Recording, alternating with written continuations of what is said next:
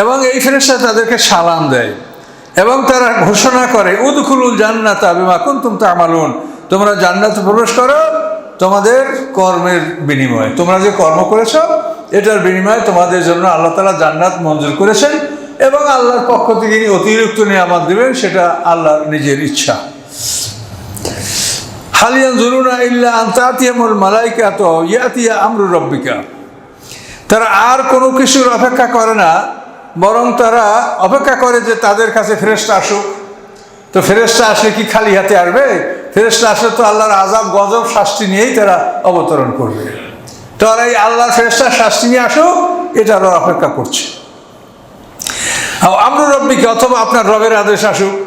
এই রবের আদেশ আসা হলো কিয়ামতের নির্দেশ, রবের আদেশ হলো কিয়ামতের নির্দেশ, আর ফেরেশতা আসার অর্থ হলো শাস্তি নিয়ে ফেরেশতাদের আগমন। তো কাফেরদের জান কবজ করার জন্য যখন ফেরেশতা আসে, তারা ওই মানে জাহান্নামে ডিউটি করা ফেরেশতা, ওরা আজরাইল গ্রুপের রকম ফেরেশতা আসে। তো ওরা ওই মানুষটার জাহান্নামের ঠিকানা, জাহান্নামের ছবি, জাহান্নামের বর্তন এবং দুর্গন্ধময় কাপড়ের টুকরো এগুলো নিয়ে আসে আর বলে, এই নাফসে আম্মারা, তোর ঠিকানা এখানে বের হ। তখন ওর আত্মা দেহের মধ্যে পালাতে শুরু করে, দেহের মধ্যে প্রাণটা পালাতে শুরু করে।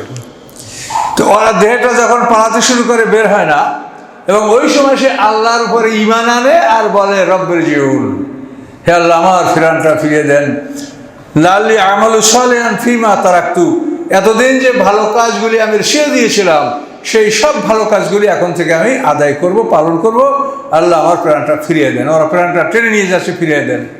আল্লাহ বলেন কাল্লা কাল্লা, কখনোই না, আর তোমাকে সময় দেওয়া হবে না।